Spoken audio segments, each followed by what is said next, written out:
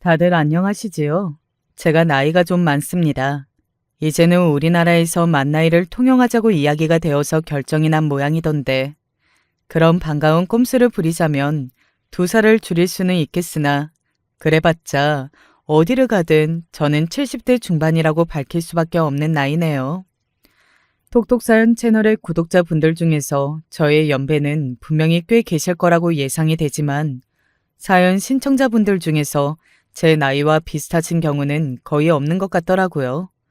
이렇게 나이를 많이 먹은 여자가 어떤 사연이라는 걸 신청할 수 있게 되었는지 그 방법은 이야기를 마무리하기 직전에 알려드리겠습니다. 제가 어렸을 적에 친정 집안이 말도 못하게 가난했습니다. 원래는 형제가 7남매였는데 하나는 전쟁통에 휘말려서 완전히 실종이 되어버렸으며 또 다른 하나는 첫 돌을 지나기도 전에 갑작스레 숨을 거두었습니다. 그래서 5남매가 되었죠. 그 사정을 아는 이웃들은 저희 집을 향해서 말했습니다. 그 자식 둘이 어디 안 사라지고 안 죽고 그대로 있었으면 뭐래? 먹을 입이나 더 늘어서 더 힘들었겠지. 지금 5만 있는 것도 벅차 보이는구만. 잘못 듣고 나면 잃은 자식들에 대한 나쁜 소리 같았으나 그 의도를 잘 들여다보면 꼭 그렇지만도 않았습니다. 지금 생각해보면 그건 그 동네만의 특징이었던 것 같아요. 있는 나머지 5 자식들끼리라도 어떻게든 잘 먹고 잘 살아봐야지 않겠냐는 소리가 본심인데 입 밖으로 나오는 말은 조금 다른 형태였던 것이죠. 그런 식으로 돌려 말하는 동네였습니다. 그리고 저희 친정아버지가 워낙에 성실한 가장과는 거리가 먼 분이셨기 때문에 그 점을 안타까워하시거나 힐난하시고자 하는 의도 또한 이웃분들의 말씀에는 담겨 있었죠. 그 시절 집집마다 권위적이면서도 능력은 개뿔도 없는 아버지들이 참 많았습니다. 목소리만 크게 낼 줄 알고 자식들 앞에서 왕인 척 행세를 하고 그러면서 마누라를 우습게 여기고 복날에 개처럼 두들겨 패고 돈을 벌기가 힘들다면서 세상 탐만에 드는 아버지들을 찾는 건 누워서 식은 죽 먹기보다도 간단한 것이었습니다. 그러나 저희 친정아버지는 어딘가 결이 좀 달랐어요. 물은 물이고 산은 산이로다. 사람이 살고 죽은 것은 다 하늘의 뜻에 달려있는 법이지. 용을 쓴다고 해서 마음대로 되는 게 사람 인생이 아니야. 그런 말씀을 입에 달고 사셨습니다. 그리고 친정아버지의 그 철학은 일을 전혀 안 나가시는 행동에 대한 이유가 되었고 정당방위가 되어 주었죠. 앞만 봐도 성질 더럽고 막말을 일삼는 다른 집 아버지들보다 저희 집에 들어앉아 계시는 아버지가 가장 이상하고 독특한 것 같았어요. 그런 생각이 들었을 때 친정 어머니께 몇 번이고 여쭈었었죠. 우리 아버지는 왜 사람이 저러냐고요. 돈도 안 벌어오시고 늘어져 잠을 청하는 건 좋아하시고 그러면서 배가 고프다는 소리는 자주 하시고 자식들에게 구걸할 데 있는지 찾아서 구걸 좀 하고 다녀라 는 잔소리는 더 자주 하시고 너무 독특하신 것 같다고 했었죠. 그랬더니 친정어머니가 저한테 뭐라고 대답하셨던 줄 아십니까? 낸들 알겠니? 낸들 알겠어? 답은 친정어머니 당신도 모르겠다는 것이었습니다. 친정 부모님 2분은 결혼하기 전에 서로의 얼굴도 한 번을 못 보셨다고 합니다. 친가 지방과 절친했던 어떤 분이 그리고 외가 지방과 절친했던 또 다른 어떤 분이 서로 중매를 서주신 것뿐이었습니다. 친정어머니는 만약에 당신이 나고 난 집안이 유복하기만 했어도 얼굴 한 번 못 본 상대와 결혼을 냉큼해버리지는 않았을 거라고 하셨어요. 그 소리를 제 옆에서 듣고 있었던 제 친정언니가 어이없다는 표정을 지으며 대꾸했었죠. 그렇다고 해도 어머니는 결국 집안에서 정하는 대로 혼례를 치르셨을 거 아니에요? 왜냐하면 외가에서 항상 여자는 출가 외인이라고 그렇게나 강조를 하잖아요. 외가에 돈이 좀 있었다고 해도 그게 어머니와는 전혀 상관없었을 게 분명해요. 그래봤자 결국은 아버지 혹은 아버지와 비슷한 사내하고 살림을 차리셨겠죠. 그리고 언니의 머리통 위로 강력한 꿀밤이 내려앉았습니다. 언니가 울상을 지었고 저는 불똥이 튈까봐 숨소리도 안 내고 가만히 있었습니다. 친정 어머니가 한번 화가 나면 정말 무서우신 분이었거든요. 대체로 수능을 하다가 지내시다가도 가끔씩 욱하면 친정 아버지와도 대판 말다툼을 벌이는 분이셨습니다. 당신은 애들 아버지도 아니고 내 남편도 아니야. 이 사람이 가만히 잘 있다가 갑자기 왜 이래? 무슨 헛소리야? 그리고 사내도 아니야. 당신은 아무것도 아닌 인간이야. 당신이 대체 무슨 쓸모가 있는데? 대체 하는 일이 뭐가 있냐고? 어디 말을 해보라고. 안 그러다가도 꼭 한 번씩 이러더라. 실컷 화를 내든가 하쇼. 나는 끄떡 없으니까. 나가. 이 집구석에 당신 꼴이라고는 보고 싶지 않으니까 아무것도 안 하고 그렇게 처자빠져 잘 것 같으면 가뜩이나 좁은 집구석만 더 좁아지니까 나가라고. 썩 꺼지라는 말이 안 들려? 귀 먹었어? 어허, 어디서 지금 큰 소리를 치는 거야? 여자가 이래서야 되겠어? 우리 딸들이 뭐를 보고 배우겠어? 그러는 당신은? 우리 아들놈들이 당신을 보고 뭘 배우겠어? 아무것도 안 하고 늘어져서 빈둥거리는 거? 그래서 온 동네 사람들의 비웃음과 동정을 사는 거? 내가 말했지. 당신은 사내도 아니야.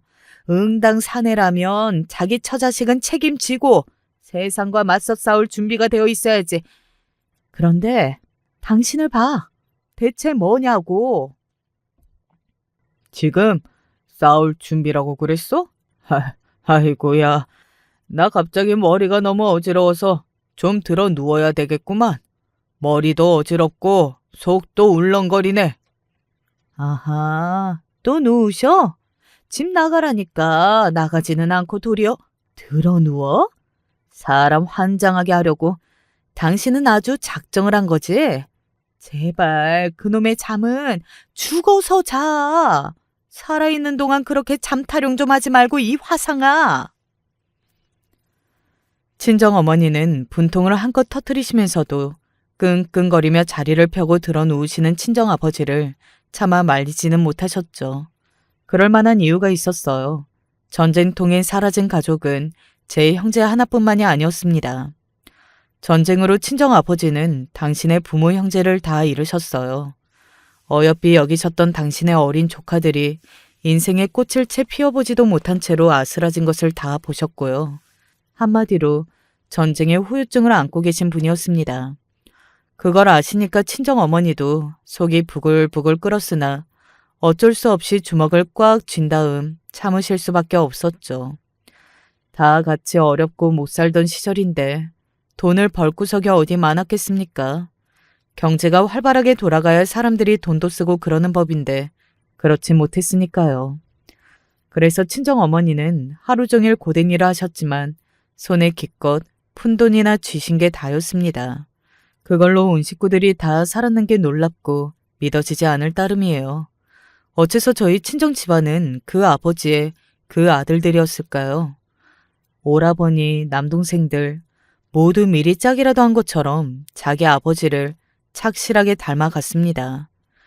요컨대 능력 하나 없는 남자로 자랐다는 거예요. 생활력이 없는 건 기본이었죠. 친정어머니의 표현에 의하자면 사내라고 보기에도 부끄러운 것들이었습니다. 사지가 멀쩡하면 그걸 미천 삼아서 밖에 나가 뭐라도 일을 하나 해서 먹고 살 궁리를 해야 하는데 저희 친정 집안의 남자들이 그걸 못했습니다. 배가 고프면 고픈 대로 그저 멍청하게 손가락이나 쪽쪽 빨고 있었어요. 어쩜 그렇게 친정아버지의 철학을 반영한 모습들을 보였던 건지 모를 일입니다. 요즘 세상 같았으면 이런 남자들을 어느 여자가 만나주겠습니까? 결혼은 어림도 없죠. 하지만 그때는 이 집 아들과 저 집 딸을 훌러덩 맺어주는 풍습이 있었더랬습니다. 사람이 착하고 좋다는 설명만 듣고서 기대에 차서 시집을 왔던 큰 새언니의 얼굴을 저는 잊을 수가 없습니다. 제 큰 오라버니는 성격이 순한 인물이었죠. 그러니 설명이 거짓은 아니었습니다만 그 장점을 가려버리는 어마어마한 단점들이 있었으니까요. 큰 새언니가 갓 태어난 아기를 등에 업고 너무 힘든 나머지 전신이 바들바들 떨리는 와중에도 밭일을 하던 모습을 보고 제가 정말 할 말을 잃었었죠. 먹고 사는 것만으로도 벅차고 힘든데 공부는 무슨 공부를 하겠나요? 닥치는 대로 돈 되는 일이 있으면 일을 해서 돈을 벌어 입에다가 풀칠을 하고 때 되면 시집이나 가버리면 그만이었습니다. 그런데 제 친정 언니가 느닷없이 서울행을 꿈꾸게 되면서 많은 것이 달라졌죠. 언니가 좋아하던 옆 동네 어떤 남자가 서울로 갔었거든요. 서울에 있는 친척집에 가서 얹혀 살게 되었다나 그랬던 것 같아요. 그 남자가 언니보다 3살 정도 많아서 또래였습니다. 언니는 무조건 서울로 가겠다고 하였어요. 너 당연히 나랑 같이 갈 거지? 내가? 나는 언니가 서울로 갈 거라는 이야기도 방금 들었는데? 내가 뭘 같이 간다는 거야. 잔말 말고 짐이나 싸 이거 사. 여기에 계속 있어봤자 우리가 뭘 하겠니? 집이 자꾸 좁아지는 걸 너는 못 느끼겠어? 우리라도 떠나자.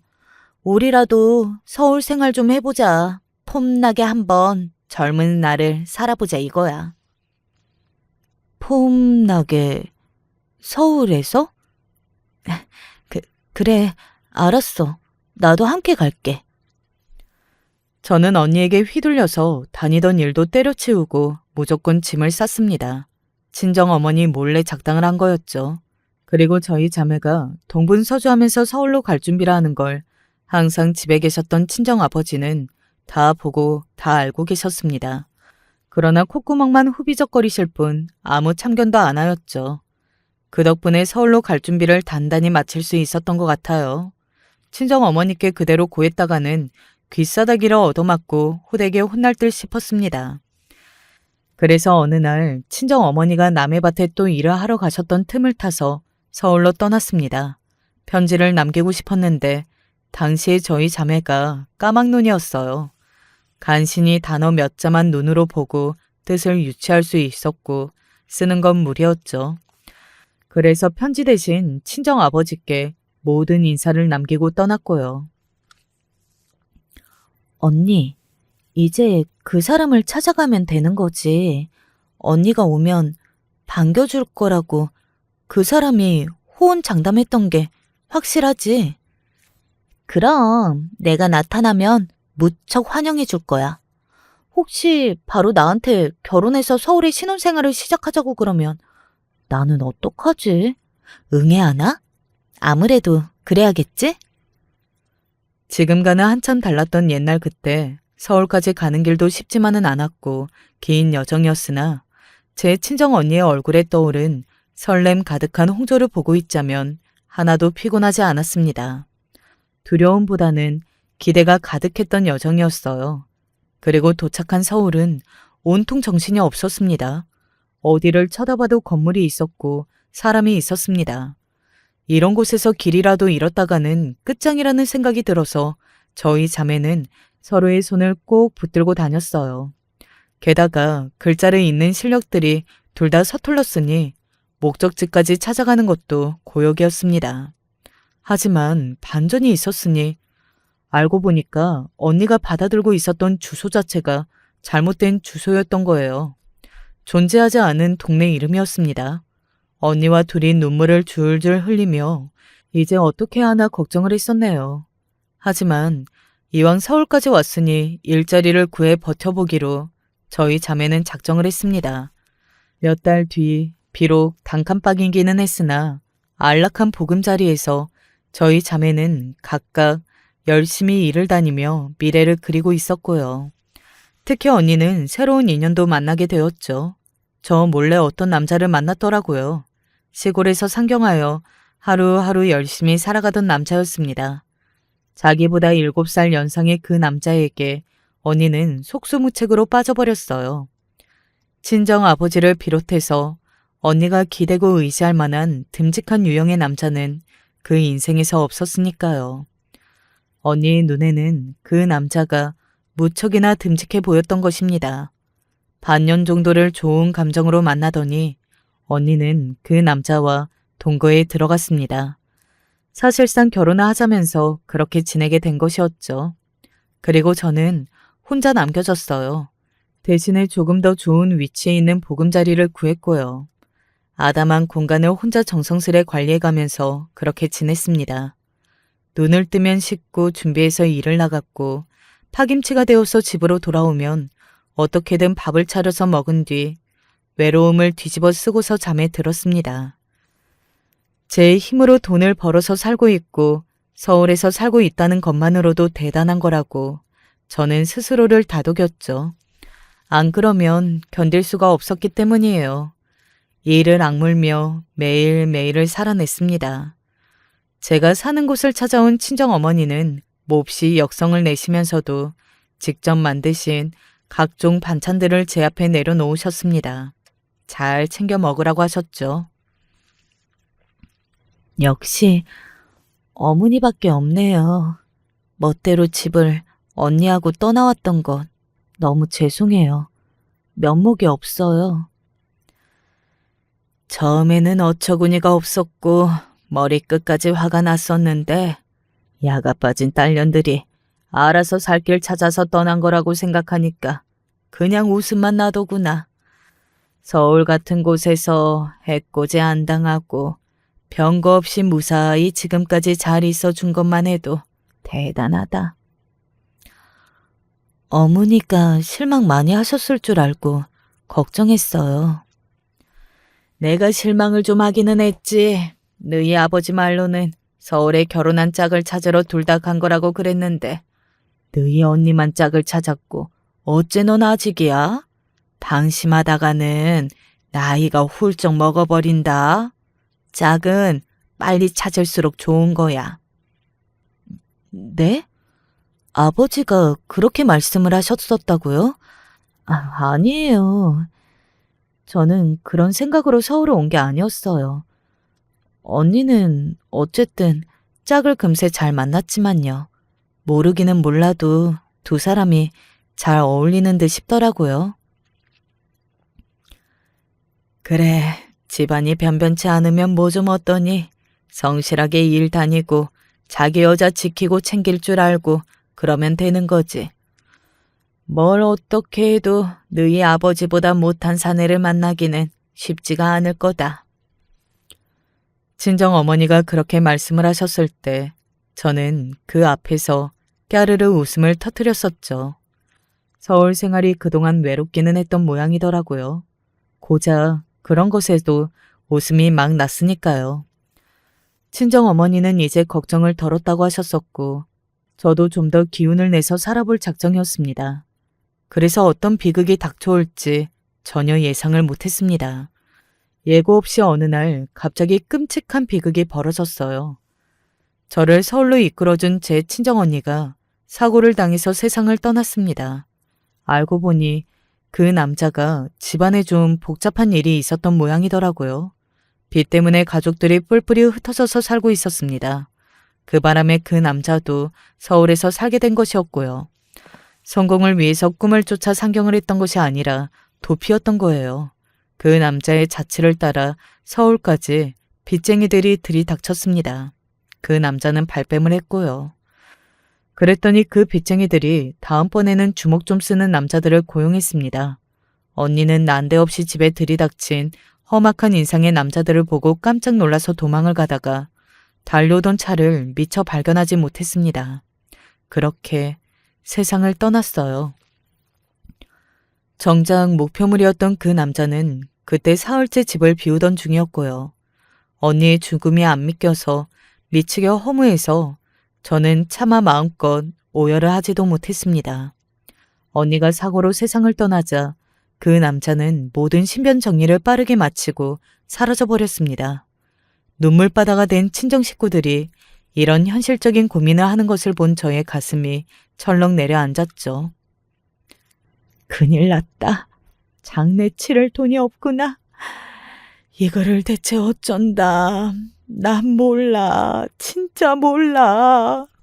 엉엉 우시는 친정어머니가 그렇게 외치셨을 때 제 형제들은 눈물 젖은 얼굴로 잘도 딴청을 부리기 시작했습니다. 모두가 돈 한 푼이 없었던 거예요. 그런 와중에 다들 결혼들은 했어요. 신혼집을 구할 돈이 아무도 없으니까 그 좁아터진 친정집에서 새언니들이 전부 신혼생활을 보내고 있었고요. 큰 새언니는 반드시 이런 생활을 청산하겠다고 한 바 있었으나 그건 지켜지지 않았습니다. 줄줄이 아이만 잘 낳았죠. 저희 언니가 사고로 죽었을 때는 큰언니가 태어난 셋째 아이를 품에 안고 있는 시기였습니다. 좁아터진 그 집에서 대식구가 사는데 도대체 어떻게 아이를 자꾸 가지나 싶었는데요. 더욱 놀라운 건 시리에 빠져 있는 저에게 다가온 작은 새언니가 이런 말을 했었다는 겁니다. 지금 제가 셋째를 임신해서요. 임신한 거 안지 정말 얼마 안 됐는데 이런 끔찍한 일이 생겨서 난감하네요. 임신하고 있을 때는 장례식 가는 거 아니라고 하던데. 그쵸? 맞죠? 대관절 능력 하나 없는 인간하고 왜 결혼해서 무슨 수로 그 좁은 공간에서 잘도 아기를 만드는 거냐고. 성질 같아서는 그렇게 따져묻고 싶은 심정이었습니다. 이런 한 장이 없다면서 우는 소리만 하는 친정 식구들 대신에 저는 피와 땀을 흘려서 번 돈을 털어 언니의 장례식을 준비했습니다. 예상대로 장례식에 오가는 사람은 많지 않았지만 그렇다고 해서 어떻게 언니의 장례식을 생략한단 말입니까? 그럴 수는 없었죠. 장례를 다 치르고 나서 제 형제들은 저에게 돈이 더 있으면 좀 달라고 그랬습니다. 저는 그때 진절머리가 나다 못해 아예 신물이 났던 것 같아요. 딸의 죽음 앞에서 초점 없는 눈빛으로 한숨이나 내쉬던 친정아버지의 모습. 어째서 친정어머니가 언제나 가슴을 그렇게 치시며 한탄을 하셨는지 이제야 알 것 같았습니다. 언니의 죽음을 계기로 저는 혼자 아등바등 잘 살아보겠다며 이를 악물게 되었습니다. 언니를 치었던 운전자 측에서 그 시기에 보상금을 저에게 전달해 주었고 저는 역시 죽으라는 법은 없는 것 같다는 생각으로 힘을 내기로 했죠. 악착같이 살았고요. 남자를 만나는 것은 경계를 했습니다. 언니의 인생을 그렇게 끝내버렸던 그 남자, 그 새끼는 보기에는 참 인상이 좋았습니다. 시골의 순박한 인심을 다 가지고 열심히 서울 생활을 하는 그런 건실한 청년으로 보였죠. 비록 가진 건 없어도 당찬 마음으로 살아가는 좋은 사람으로 보였단 말입니다. 그런 것에 속는 것을 가장 경계해야 한다고 생각했어요. 그래서 저는 먼저 저에게 접근해오는 남자들을 항상 의심의 눈초리로 바라봤습니다. 저에게 작업 멘트를 비록 가진 건 없지만 이라고 시작을 하면 더 들어볼 것도 없이 쳐냈고요. 제가 그 당시 세상에서 가장 싫어하는 소리가 가진 게 없다는 말이었거든요. 하지만 저도 잘난 것 하나 없는 여자였으니 허무맹랑하게 신데렐라를 꿈꾸지는 않았습니다. 가진 게 적당한 상대가 나타난다면 그것으로 저에게는 행운일 것이라는 생각 정도만 하고 있었죠. 그러다가 만난 적절한 상대가 바로 제 남편이었던 것입니다. 남편은 딱히 돈 걱정 없는 집안에 일남 이녀 중 둘째였고요. 아들 특혜를 제대로 받아서 사랑을 많이 받으며 자란 자식이었습니다. 그렇다고 해서 시부모님께서 아들 타령에 열을 올리고 며느리를 질투하고 배척하시는 분이셨는가 하면 그것도 아니었네요. 작은 회사에 다니고 있었으나 그 일자리의 규모보다도 남편의 인맥은 아주 넓은 편이었답니다. 성격도 아주 무난했고 특별히 모난 구석이 없었어요. 이런 남자 요즘 시대로 비추어 봐도 1등 신랑감 아니냐고요? 그리 보일 수도 있겠습니다. 딱 한 가지 특이한 점이 남편에게 있었다면 그건 바로 이미 자식이 하나 있다는 것이었어요. 어린 딸을 데리고 있었습니다. 남편은 유복한 집안의 아가씨와 주변의 소개로 만나서 짧은 연애를 마친 뒤에 결혼을 했었고요. 둘 사이에 어여쁜 딸도 태어났고요. 하지만 남편의 전부인 그 여자는 사고로 세상을 떠났습니다. 차에 치였는데 뼈가 잘못 부러졌던 거예요. 지금보다 의료기술이 좋지 않던 그 시절이라 안타깝게 생을 마감해야만 했습니다. 지금이었다면 그 여자는 반드시 살았을 거예요. 하지만 당시의 그 죽음이 애도를 받지는 못했다고 해요. 왜냐하면 그 여자는 다른 남자하고 바람이 난 상태였거든요. 다른 남자와 미래를 즐기던 와중에 하필이면 이웃집 사람하고 딱 마주쳤던 겁니다. 당황한 그 여자는 일단 그곳을 벗어나려고 무조건 내달리다가 사고를 당했던 것이고요. 상처만 가득 남긴 사별의 전말이었습니다. 그런데 저는 갑자기 사고로 언니를 잃어본 경험이 있는 사람이잖아요. 저에게 그런 사정이 있다는 것을 우연히 들은 남편이 먼저 저에게 호감을 가졌고 그래서 시작된 관계였던 것입니다. 희경아, 이제는 내가 우리 희경이 엄마가 되는 거거든? 그치만 희경이한테 막 억지로 얼른 나를 엄마라고 부르라고 그렇게 하고 싶지는 않아. 희경이가 편한 대로 나를 아줌마라고 불러도 돼? 남편이 데리고 있던 어린 딸은 이제 저의 딸이 되었습니다.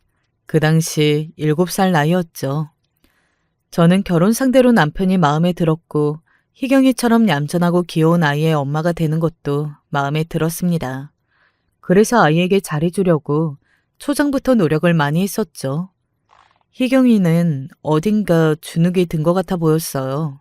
소극적으로 행동을 했고요. 그래서 제 쪽에서 언제나 먼저 활기차게 다가가 주었습니다. 제 노력이 보답을 받지 못하더라도 그래도 노력을 멈출 수야 없었죠. 단칸방 생활을 청산하고 방 2개의 거실까지 있는 집에서 결혼 생활을 시작한 저는 그저 행복할 따름이었으니까요. 그리고 결혼 1년 반 만에 아들을 낳았습니다. 말로는 우리가 딸을 낳아도 상관이 없다고 했었지만 속내는 네가 꼭 아들을 낳아서 우리한테 손자를 안겨주기를 바랐는데 이렇게 이뤄졌구나. 잘했다. 정말 잘했어. 시어머니께서 날아갈 듯이 기뻐하시는 모습을 보면서 저는 안도의 한숨을 내쉬었더랬죠. 저를 향해 언제나 떨떠름한 시선을 주는 것처럼 보였던 시누이들도 그때만큼은 제 출산을 크게 축하해 주었습니다. 출산 직후의 몸조리를 어떻게 해야 하는지 저에게 조언도 주었고요. 반면에 제 친정 식구들은 이런 반응 일색이었습니다. 혹시 아기 낳았다고 선물 좀 들어온 거 있어? 우리보다 그쪽 집안이 훨씬 잘 사니까 이럴 때 떨어지는 콩고물 같은 게 있을 거 아니야. 그렇지? 제가 아들 출산으로 인해 선물이라든지 뭐 그런 걸 많이 받았을 거라고 추측을 하면서 자기들한테 그런 것 좀 넘겨줄 수 없냐고 하더군요. 저는 제 친정의 사람들이 살면서 뭘 본 것도 없으면서 출산 선물이라든지 그런 생각은 대체 어떻게 해내는 것인지 신기하기도 하고 의구심이 들었죠. 그리고 놀랍게도 출산을 마친 제 몸 상태가 어떤지 물어봐주는 사람이 친정에서 오로지 딱 한 명, 친정 어머니뿐이었습니다. 너 몸은 많이 안 상했니? 진통이 하도 길었으니까 그러면서 혹시 어디 하나 잘못되거나 그런 건 아니야? 이럴 땐 잘 살펴봐둬야 돼. 안 그러면 나중에 두고두고 고생한다. 네, 저는 괜찮아요. 낳기 전에는 진짜 이러다가 죽을 것만 같았는데 낳고 나니까 그 고통이 사라지더라고요. 그리고 눈에 넣어도 안 아프다는 말이 뭔지 알 것만 같아졌어요. 갓 태어난 제 새끼를 보니까 그 쪼글쪼글한 얼굴도 너무 귀엽고 예쁘더라고요. 너도 이제 정말 어른이 다 됐구나. 다 됐어. 우리 집 식구들 중에서 그래도 나는 너 하나는 자기 앞길 똑바로 챙기면서 사는 것 같아서 언제나 다행이라고 생각을 해왔다. 앞으로도 너라면 잘할 수 있을 거야. 귀한 아들, 귀한 인생 살도록 너라면 잘 인도하겠지. 나보다 나으니까. 그렇게 말씀하시던 친정어머니의 얼굴이 너무나도 고단해 보여서 저는 어쩐지 슬퍼졌습니다. 사고로 떠난 언니와 저, 이렇게 2명을 빼면 친정 5남매 중에서 셋이 남잖아요. 그런데 이 자식 셋한테서 친정어머니가 본 손주가 그때 이미 11였습니다. 요즘으로 치면 아주 애국자 집안이었어요. 그런데 죄다 다들 가난하고 아무도 성실하게 일을 안 다니고 있었죠. 밑 빠진 독에 물 붓기가 될 것을 저는 잘 알았기에 눈을 질끈 감았습니다. 그런 제 마음이라고 편한 것만은 아니었습니다. 속상해서 은근히 눈물을 훔쳤던 게 저였네요. 친정아버지는 그때까지도 이렇다 할 일을 안 하고 계셨습니다. 그리고 친정어머니는 벗어나실 생각이 없었고요. 옛날 분이라서 이혼이니 별거이니 이런 건 생각도 안 하셨거든요. 이번 생은 그저 이렇게 살다가 가는 게 나의 운명인 것 같아. 예, 너라도 잘 살아라. 그리고 너 괜히 친정을 챙긴답시고 나섰다가 시댁에 미운 털 박히지 마라. 아들에게 잘해주고 극진히 위해주면서 잘 키워내. 결국엔 네 인생의 나중에 네 아들이 책임져 줄 것이야. 숫기 없고 아직도 낯을 가린다는 딸한테는 너무 마음 쓰지 마라. 네 마음대로 될 게 아니다. 그래도 똑같이 제 자식인걸요. 제가 그의 엄마예요. 하지만 제 마음대로 되지 않아서 힘들기는 하네요. 비 한 방울이 안 섞였는데 그럼 어쩌겠니? 마음 편하게 먹고 그냥 먼 친척 아이 하나 키우고 있는 거라고 생각하면 부담이 덜어질지도 몰라. 노력은 계속 해봐야죠. 저는 주변에서 친아들한테만 정성을 쏟고 아닌 딸한테는 차별한다는 소리는 안 듣고 살고 싶어요. 예, 너 생각 잘해라. 걔가 너를 별로 안 좋아할 수도 있는 거야. 본능적으로 너한테 거부감을 느낄 수 있는 거거든. 판단 잘해. 친정어머니의 말씀에 별로 틀린 건 없어 보였어요. 딸과 저는 항상 미묘한 관계였죠. 미묘하다는 게 정말 힘들었습니다. 희경이는 남편한테는 이런저런 얘기를 했지만 저한테는 그 입을 다물었습니다. 제가 나몰래 희경이를 괴롭힌 것도 아닌데 나쁜 계모가 된 것 같아서 희경이가 그럴 때마다 심란했었네요. 그래서 저도 모르게 자연스레 아들 희찬이에게 더더욱 애틋해졌던 것 같아요. 시댁은 확실히 딸보다 아들인 집안이었습니다. 각자 시집을 가서 살고 있는 시누이들은 이제 그 집안 사람들이고 집안은 있는 건 남편뿐이라고 여겼거든요. 그래서 더욱 제가 아들을 낳은 걸 반기셨고요. 희찬이가 학교에 들어가게 됐을 때 시부모님께서 흐뭇한 미소를 보이셨습니다. 너도 드디어 학부모가 되는구나. 우리 희찬이가 학교에 들어간다니 세월 참 빠른 것 같아. 우리 손주 강아지 학교 생활을 할 모습을 눈에 그려보니 벌써 기특하네. 딸 희경이도 있었는데. 그래서 저는 진작에 학부모였거든요. 제가 머쓱한 기세를 내비치자 두 분이 한숨을 쉬며 고개를 흔드셨습니다. 희경이는 중학생이 된 이후로 집에서는 말을 한마디도 안 하는 아이가 되어 있었습니다. 사춘기였던 거예요. 특히나 남편이 말을 걸면 짜증스런 표정을 하고서도 대답을 했으나 제가 말을 걸면 기껏 고개나 끄덕이는 게 전부였죠. 일부러 시간을 내서 희경이와 진지한 대화를 나누어 보려고 했으나 그럴 때마다 거부당했고요. 희경이가 경멸 어린 표정으로 자리를 항상 피했기 때문입니다. 그렇다고 해서 심하게 화를 내고 다그치면 역효과가 일어날까봐 걱정이었네요. 시부모님께서는 바람이 나서 사고로 죽었던 전 며느리와 손녀가 똑같이 생겼다면서 그 점을 싫어하셨습니다. 희경이가 어릴 때는 몰랐는데 점점 크면서 자기 생모의 얼굴을 그대로 닮아간다고 여기셨어요. 왠지 저는 그런 부분이 마음이 아팠던 것 같습니다. 남편은 성실하고 조용한 사람이었고 저는 열심히 고군분투하는 사람이었습니다. 바쁘게 집안일을 해치우고 시댁에 들러서 며느리 노릇을 하면서도 이따금씩 잡일을 하며 푼돈이나 벌었죠. 제가 가장 싫은 게 아무것도 안 하고 손가락만 쪽쪽 빠는 것이었으니까요. 외로웠던 단칸방 서울 생활을 저는 한시도 잊어본 적이 없었습니다. 점점 더 남편은 이런 저를 신뢰하게 됐죠. 그리고 자기 처갓 사람들이 대체로 게으르고 계획 없이 하루하루를 사는 게 이해하지 못했습니다. 저와 너무나도 달랐으니까요. 그래서 친정 부모님이 돌아가신 이후에는 발길을 끊게 되었습니다. 친정 어머니가 먼저 돌아가셨어요. 오래 알고 지내신 어떤 분이 친정 어머니께 편한 일자리 소개해 주신다고 하신 게 화근이었죠. 친정 어머니는 그 일을 하러 새벽부터 일어나 준비를 마치시고 출발을 하셨다가 다시는 집에 돌아오지 못하셨습니다. 길에서 쓰러지셨고 병원에서 이틀 뒤 돌아가셨어요. 새언니들이 저보고 장례식은 정적으로 맡기겠다고 했었죠. 기가 막혔습니다. 머리 끝까지 화가 났으나 친정 어머니의 인생이 가엾고 죄송해서 그냥 조용히 있었을 뿐입니다. 친정 아버지는 그로부터 9개월 후에 돌아가셨어요. 집 화장실에서 쓰러지신 채 발견되었습니다. 돌아가시기 2달 전부터 계속 술만 드셨다고 하더군요. 그걸 안 말리고 뭐 했냐면서 저는 형제들의 멱살을 잡고 흔들고 싶었으나 친정 아버지가 생전에 어떤 분이신지 알았기에 차마 그럴 수가 없었네요. 다들 저에게 재산 이야기를 해댔습니다. 저는 재산 타령 앞에서 속이 답답해 미칠 것 같았습니다. 그 이후 남편하고 대화를 나눴어요.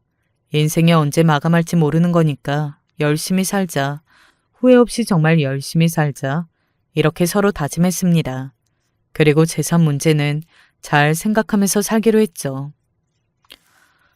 부모를 부모로 안 보고 그저 돈 재산이라고 보는 자식들이 많다고 그런 이야기를 듣기만 했었는데 찢어지게 가난한 내 친정도 예외는 아니었다는 생각이 들어서 좀 무섭더라. 제가 하는 생각을 남편은 정확히 이해하며 동의를 해주었습니다. 겉도는 딸 희경이 그리고 너무 오냐오냐한 탓인지 머리가 커진 이후로는 자기 멋대로인 아들 희찬이 자식들을 보며 저희 부부는 생각이 많아질 수밖에 없었던 것 같아요. 시아버지께서 돌아가시기 전에 저희 부부를 불러서 재산 이야기를 하셨습니다. 쉽게 정리를 하자면 재산의 8알은 남편에게 나머지 2알은 시어머니 그리고 시누이들이 비상시에 쓰는 것으로 하시겠다는 뜻이었죠. 대신에 저희 부부가 시어머니를 모셔야 한다고 그러셨습니다. 저희 부부는 당연히 고개를 끄덕였죠. 나 아직 팔팔하다. 그리고 너네 사는 곳으로 들어가서 지내는 건 답답해서 아직은 싫어. 혼자 사는 만큼은 계속 혼자 살아보련다. 시어머니께서 그런 의견을 주셔서 바로 모시지는 않았고요. 시어머니를 모시고 산 건 5년이 지난 뒤였죠. 딸 희경이는 어디 근본도 없는 놈팡이와 결혼을 하겠다고 했습니다. 딱 봐도 수상한 놈이었거든요. 그래서 저는 처음으로 희경이의 뺨을 쳤습니다. 너 왜 이렇게 엄마 말을 귓등으로도 안 들어? 그놈은 안 돼. 왜 제 일에 그렇게 참견이에요? 어차피 진짜 엄마도 아니면서. 희경이가 제 가슴에 생채기를 내고자 했으나 저는 물러서지 않았죠. 남편도 시어머니도 제 편에 서자 희경이는 모두의 외면을 받으며 결혼할 각오까지는 없었는지 얼마 후 그 놈팡이와 헤어졌습니다. 그리고 2년 뒤 아주 평범한 남자를 만나서 결혼했고요. 사위는 인상이 처음부터 참 좋아 보였고 눈빛에 힘이 들어가 있어서 저희 부부가 바로 허락을 해주었습니다. 사위는 결혼할 걸 대비해서 진작에 저축을 해왔었고 집에서도 아들 장가 보낸다고 지원을 다 해주기로 했다며 딸과 둘이서만의 힘으로도 결혼을 해서 잘 살 수 있다고 하였습니다. 정말 믿음직스럽더라고요. 참고로 저희 부부와 시어머니, 셋딸 희경이와 희찬이에게 재산 이야기를 한 적은 없었습니다. 시아버지께서 돌아가시면서 집안 재산을 어떻게 처분을 하셨는지 입 밖으로 꺼낸 적 없었고 특별히 티를 낸 적도 없었네요. 그래서 더욱이 믿음직스러운 사위를 얻은 딸의 결혼이 반가웠고요. 하지만 아들 희찬이의 경우는 달랐습니다. 경제관념이란 하나도 없고 성질머리가 독특한 여자들만 자꾸 만나면서 결혼을 들먹거려서 저희 부부의 골머리를 썩게 만들었어요. 시어머니께서는 갑자기 지병이 악화되어 돌아가셨는데 저에게 신신당부를 하셨습니다. 절대로 희찬이에게 재산 이야기하지 마라. 희찬이 인생 망치는 길이다. 저는 그러겠다고 약속을 드린 뒤 시어머니를 떠나보냈습니다. 그리고 시어머니의 장례식장에서 저는 거의 처음으로 희경이와 진솔한 대화를 나누었죠. 알고 보니 희경이는 자기 할아버지 할머니가 자기를 못마땅해 하는 걸 어렸을 때부터 너무 잘 알았기 때문에 그것으로 상처를 많이 받아서 더욱 집안에서 가시를 세웠던 것이었더라고요. 저 또한 결국 시부모님과 한패이고 겉으로만 가식을 부리는 거라고 여겼던 겁니다. 하지만 시부모님 두 분이 다 돌아가신 이후에도 자신을 향해 따뜻한 눈빛을 보내주는 저를 보고 희경이는 진정한 깨달음을 얻은 눈물을 흘렸죠. 저 또한 감동의 눈물을 흘렸고요. 그때부터 살갑게 연락을 하며 지내는 모녀관계가 되었습니다. 부모 속을 많이 썩인 자식이었던 희찬이는 남들보다 결혼을 좀 늦게 했는데 아주 수더분한 며느리여서 저희 부부는 흠쭉했었죠. 돈 욕심이라고는 없는 인물이었어요. 어렸을 때 사고로 부모님을 잃고 친척집을 전전하며 살았는데 그러면서 제가 마음에 상처를 많이 입었어요. 제가 원하는 건 단란한 가정을 꾸리고 그 안에서 소박한 행복을 찾는 거예요. 왜 이렇게나 세상에는 사고로 목숨을 잃은 경우가 많은 걸까? 그랬구나. 정말 힘들었겠구나. 며느리의 이야기에 저는 눈시울이 시큰해졌었죠. 큰 욕심 따위 없고 매사에 수수한 며느리의 모습이 참 보기 좋았습니다. 아들 하나, 딸 하나, 이렇게 아이들도 잘 보았고요. 딸과 사이는 멀리 살았기에 가까이 사는 아들 며느리네가 어떻게 지내는지 자주 들여다볼 수 있는 게 제 일상의 기쁨이었습니다. 연락도 자주 했고요. 명랑한 손자, 손녀가 커가는 걸 가까이에서 지켜보는 건 정말 행운이라 생각이 되었고 제 남편도 그런 생각을 하면서 편히 눈을 감았습니다. 집안 내력이 있었던 것인지 남편도 시어머니께서 돌아가신 것과 같은 병 때문에 그게 원인이 되어서 세상을 떠났죠. 마음의 준비를 했는데도 정말 눈물이 끝없이 쏟아지더라고요. 희경이하고 사위가 떠난 남편을 기리는 자리를 갖자고 그래서 못 이기는 척 따르기로 했지요.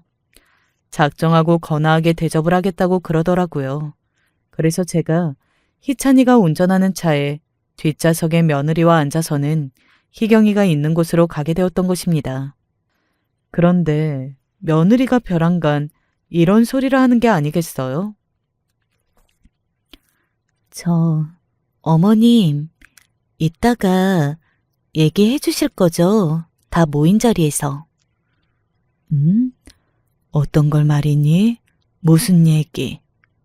에이, 어머님, 다 아시면서.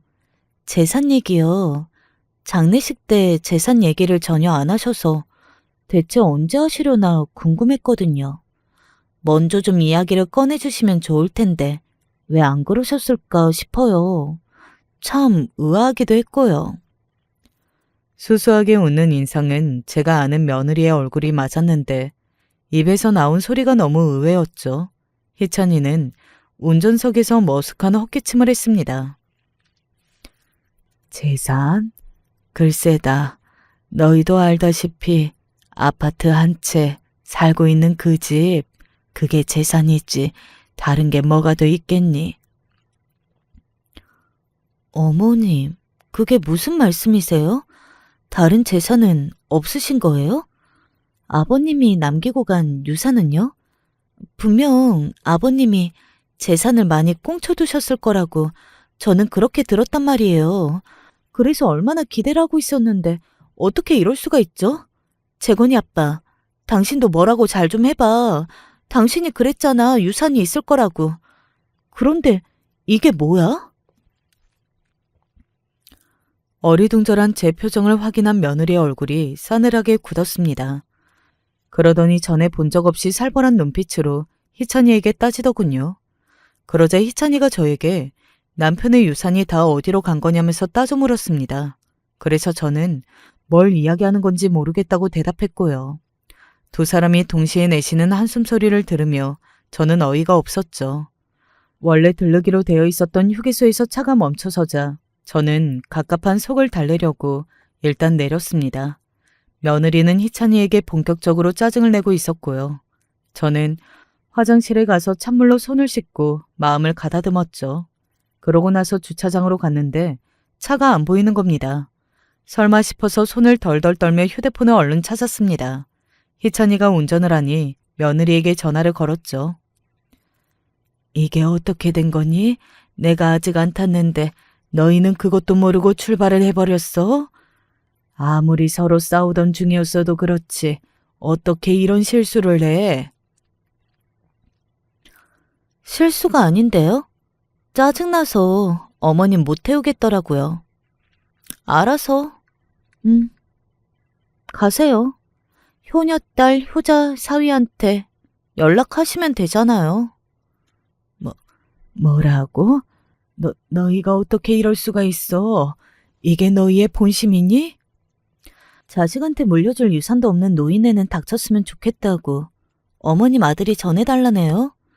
앞으로 저희한테 연락하지 마세요. 괜히 힘들게 가시 뿌리면서 허송세월 보낸 게 짜증나서 미치겠네요. 며느리가 전화를 끊었고 저는 피눈물을 흘리는 심정으로 한참이나 그 자리에 못 박히듯 서 있었습니다. 이윽고 희경이에게 전화를 거는 제 눈빛은 얼음보다 차갑게 식어 있었죠. 희경아, 너하고 윤서방이 지금 나 좀 데리러 와야겠다. 그럴 일이 좀 있어. 그리고 나를 데리러 오거든. 내가 너희에게 아주 기니 해줄 이야기가 있다. 제가 당한 일을 듣고는 머리 끝까지 화가 나서는 속상한 얼굴로 달려와준 딸이 피 한 방울 안 섞였을지언정 진짜 제 자식이었습니다. 미뤘던 재산 이야기를 제 진짜 자식에게 해줄 때라는 생각이 들었죠. 세상을 떠난 남편이 하늘에서 이 상황을 설계한 것이 아닐까 하는 그런 가정을 해보자면 저는 딸과 사위에게 차분히 이야기를 꺼내놓았죠. 그리고 며칠 뒤 거리에서 좀처럼 보기 힘든 최고급 외제차가 아들 며느리 집 앞에 멈춰섰습니다. 재활용 쓰레기를 들고 나오던 며느리가 마침 외제차의 운전석에서 내리는 희경이를 발견했죠. 설마 형님? 그래. 설마가 맞아. 나야. 여기는 갑자기 어쩐 일로? 우리 엄마가 여기에 뭐 좀 두고 가셨다는데 손수건이라나 봐. 우리 엄마 거니까 돌려줄래? 집에 그게 있는 것 같기도 하고 아닌 것 같기도 하고. 아니 근데 저기 이 차는 웬 차예요? 유명인들이나 탈 것 같은 이런 비싼 차를 형님이 어떻게? 인성은 후진 주제에 비싼 건 왜 또 잘 알아보시고 그래? 안쓰럽게. 풀옵션으로 5억 정도 나가는 차인데 별건 아니야. 돈이 워낙 많으니까. 이 정도는 껌값이지. 껌값이라고요? 말도 안 돼요. 그럴 것 같으면 제가 진작에 형님하고 친하게 지내려고 혈안이었겠죠. 하지만 형님은 자산가와는 거리가 멋이잖아요. 너보다는 가까우니까 닥치세요. 여태까지 돈 자랑하고 싶어서 입이 근질근질해 죽는 줄 알았는데 네가 거머리처럼 달라붙을 게 뻔해서 참으면서 살았던 거야. 그런데 너하고 내 동생 새끼가 감히 배응망덕하게 우리 엄마한테 버린 개짓거리 때문에 내 머리 뚜껑이 열려버렸지 뭐니? 돈 자랑이든 뭐든 다 해서 네 복장을 터뜨릴 수만 있다면 상관없겠다 싶더라. 며느리의 손에서 재활용 쓰레기가 툭 떨어져 바닥을 굴렀고 그와 동시에 희경이가 차 뒷좌석 문을 열었습니다. 뒷좌석에서 내린 저를 본 며느리는 마치 귀신을 보는 얼굴이었죠. 어머님, 그러니까 이게 대체 전부 어떻게 된 일이에요?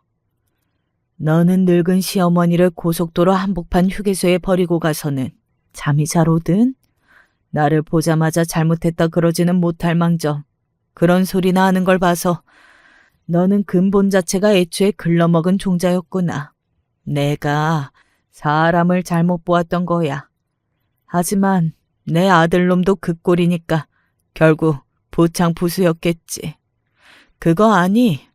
그날 둘이서 나에게 그런 배륜을 저지르지만 않았다면 지금 이 차를 모는 건 내 딸이 아니라 너였을 거란다. 며느리가 비명을 지르며 자기가 떨어뜨린 재활용 쓰레기 위로 주저앉았습니다. 그러더니 황급히 무릎을 꿇더라고요. 두 손을 싹싹 모아 빌면서 잘못했다고 그랬습니다. 어머님, 제가 잘못했습니다. 그럴 작정이 아니었는데 그때는 잠시 정신이 어떻게 됐었나 봐요. 잠시 정신이 어떻게 되었다고 보기에는 그 후로 나에게 연락 한 통이 없었다는 점에서 말이 안 되는 것 같구나. 아니에요, 어머님.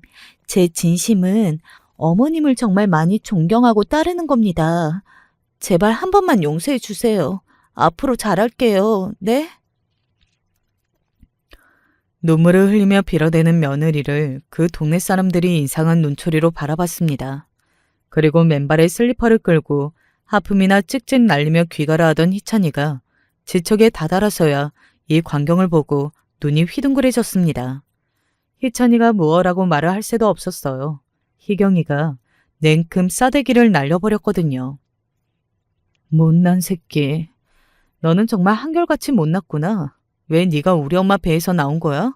우리 엄마 배에서 나온 게 네가 아니라 나였어 했는데 한때는 엄마가 낳은 자식인 너를 속으로 질투하고 부러워했었다는 것 자체가 내 인생의 수치다. 이제 우리 엄마 곁에서 영원히 떨어져. 연락도 하지 마. 너는 우리 엄마 자식도 아니고 내 동생도 아니야.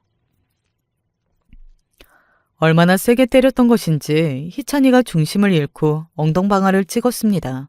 무릎을 꿇고 눈물 콧물을 다 흘려대는 며느리와 뺨을 부여잡고 멍청한 얼굴로 바닥에 앉아있는 아들의 모습을 차례로 눈에 담으며 저는 등을 돌렸습니다. 제가 다시 뒷좌석에 타자 희경이가 문을 닫아주었죠. 잠시 후 아들 부부의 처절한 외침을 뒤로 한 채 값비싼 외제차가 부드럽게 출발했습니다. 그 차 안에서 희경이와 저는 울고 웃었죠. 사실 그 차는 비용을 지불하고 어느 자산가에게서 급히 하루만 빌린 것이었습니다. 아들 부부 앞에 화려하게 등장하기 위함이었죠. 딸이나 사위나 이쪽도 부창부수라서 사치와는 거리가 멀었거든요. 제가 막대한 재산을 다 몰아서 물려주기로 했음에도 두 사람은 당장 외제차를 뽑아야 한다든지 하는 쪽으로는 전혀 생각을 안 했습니다. 며느리에게서 자초지정을 전해들은 희찬이 놈은 저에게 진심으로 사죄를 하는 쪽을 택하는 대신 자기도 자식이니까 똑같이 재산을 받아야 한다는 법적인 근거를 드는 쪽을 택했습니다. 마지막 잘못이었죠. 그럴 것까지 다 계산하고 대비해서 저는 움직인 뒤였으니까요. 처음부터 한결같이 믿음직스러웠던 사위, 그리고 사돈 집안을 이용해서 저는 딸에게만 재산을 주는 꼼수를 부릴 수 있었답니다. 희경이가 저를 닮아서 경제관념이 투철한가 하면 저를 닮지 않아서 아주 다재다능했습니다. 나라에서 지원해주는 외국어 수업, 그것 좀 들은 것 가지고 영어도 제법 뱉을 줄 알았고요. 컴퓨터를 만지는 걸로 치자면 젊은 사람들도 희경이 앞에서는 상대가 안 됩니다. 그러니까 제가 유튜브를 즐겨보는 것에만 그치지 않고 이렇게 직접 사연을 신청하는 것도 가능했죠.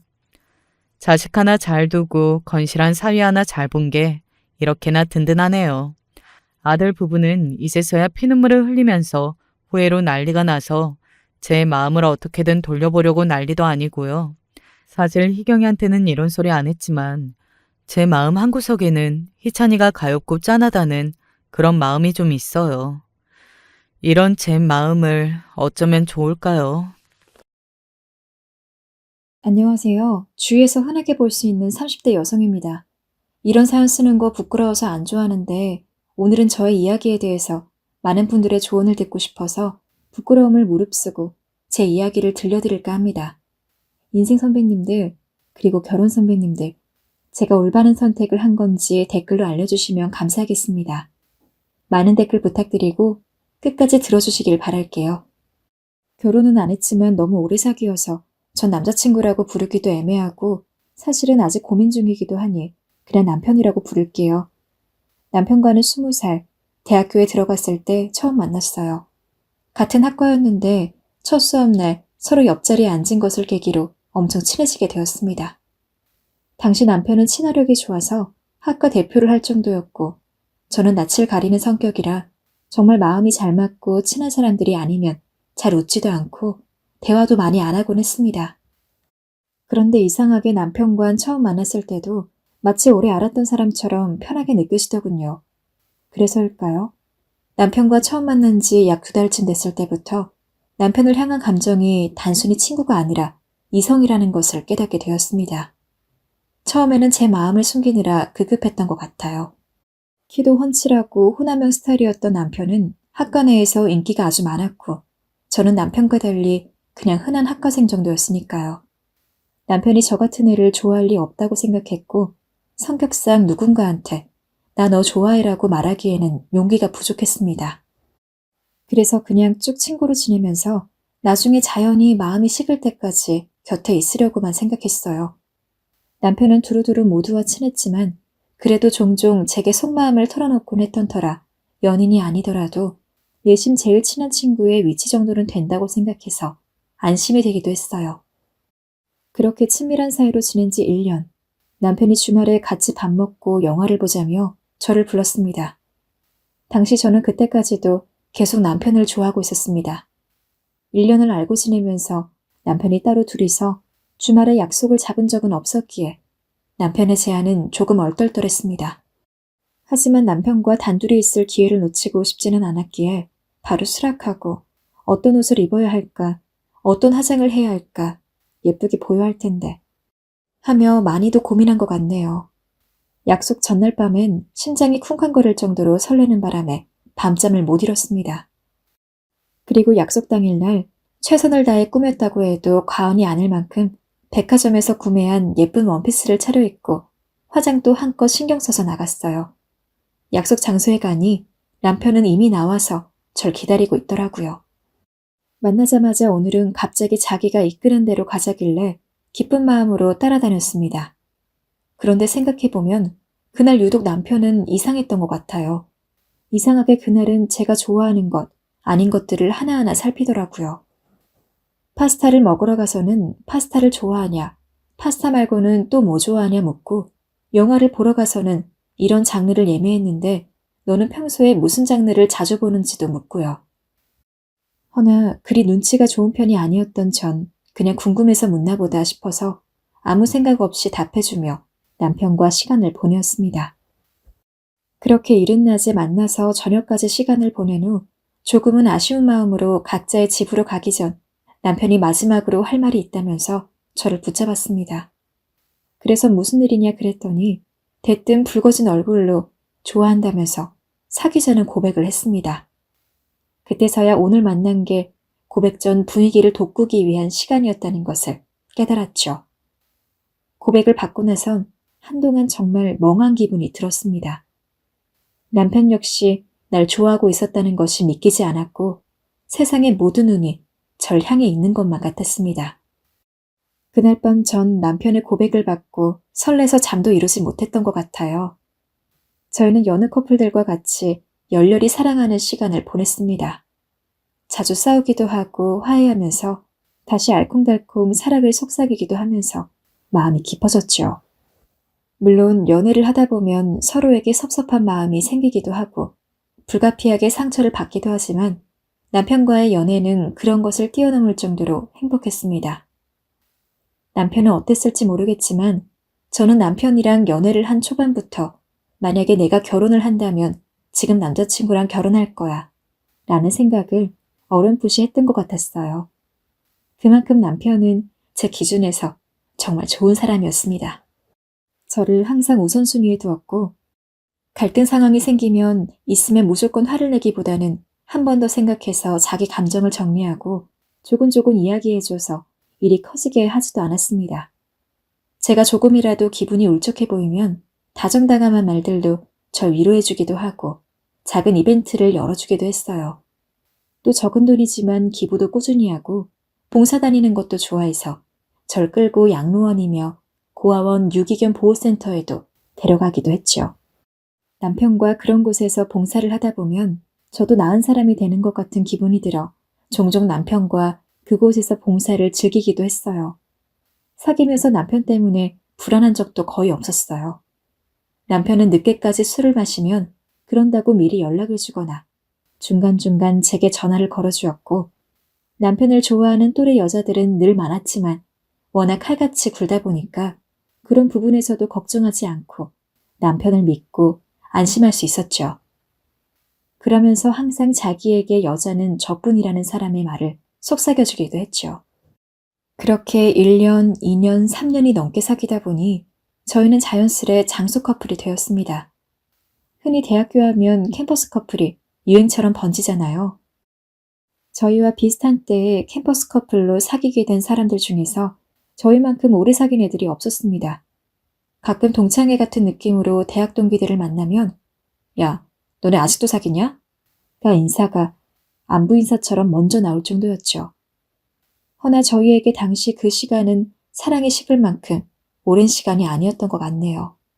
저희는 늘 처음처럼 다감한 마음으로 서로를 대했고 그 누구보다 서로를 염려해 주었고 싸웠을 때를 제외하곤 사랑한다는 말을 하루도 빼놓지 않고 하곤 했거든요. 그런데 남편에게 조금 이상하게 느껴지는 점이 하나 있었어요. 보통 그 정도 사귀면 제 주변에선 꼭 결혼을 준비하는 게 아니라고 하더라도 서로 집안 사정은 어떤지, 가정 환경은 어떤지에 대해서 이야기가 나오곤 하는데 남편은 그런 이야기가 나오면 은근슬쩍 말을 돌리는 일이 많았습니다. 제가 민망할 만큼 대놓고 꺼려하는 기색을 보이기도 했고요. 사귀고 얼마 안 되었을 땐 별로 그런 이야기는 하고 싶지 않은가 보다 싶어서 괜히 묻지 않았는데 오래 사귄 후에도 계속 그런 모습을 보이니 나중엔 의아했습니다. 이번에 아빠 퇴직 준비 중이신데 아빠가 퇴직 후에 우울해하실까봐 걱정이야. 라는 말을 하면 아 진짜? 걱정되겠네. 아 근데 우리 영화 몇 시더라? 라는 식으로 아예 다른 주제로 말을 넘기니까 대체 왜 그러는지 이해가 안 되더라고요. 만약에 남편 부모님이 한 분이라도 안 계셨으면 납득했겠지만 일단 부모님이 두 분 다 계신 건 확실했어요. 가끔 저랑 데이트 끝나고 집에서 뭘 사가는 날이 있었는데 아빠 드리려고 엄마가 사달라고 하셔서 라는 식으로 부모님을 언급했었거든요. 그래서 언젠가부터 전 남자친구가 굳이 집안 이야기를 꺼내지 않는 이유가 저랑 여자친구, 남자친구 이상의 관계로 가는 것, 즉 결혼까지는 별로 생각이 없어서 그러는 거라고 생각하게 되더군요. 그러다 보니 내심 섭섭하고 서운해져 마음이 상했죠. 앞서 말했지만 저는 결혼을 하게 되면 남편이랑 하게 될 거라고 생각했기 때문에 같은 마음이 아니라는 점에서 불안감도 들고 저만 일방적으로 좋아한다는 생각에 조금 서글픈 마음도 들었습니다. 남편에게 대놓고 직접적으로 따져볼까 생각해보기도 했지만 저 역시 나이가 그리 많지 않았고 결혼을 꼭 간절했던 것만은 아니었기에 그래 헤어질 때까지 후회 없이 사귀자고 생각하면서 그냥 그 상황을 넘기려 했던 것 같아요. 그때부턴 저도 남편처럼 굳이 집안 이야기를 안 꺼내고 혹시나 잘못 튀어나와도 제가 먼저 이야기를 다른 데로 돌리는 식으로 대화를 피했지요. 그리고 사귄 지 약 7년쯤 남편은 군복무를 마치고 나서 회사에 들어갔고 저는 이미 졸업 후 중소기업에서 몇 년 정도 일을 하고 있었습니다. 그때까지도 저희는 큰 문제 없이 무난하게 잘 사귀고 있었어요. 오랜 시간이 지났음에도 불구하고 저는 여전히 남편을 사랑했고 남편도 여전히 저를 아껴주고 소중하게 대해주었어요.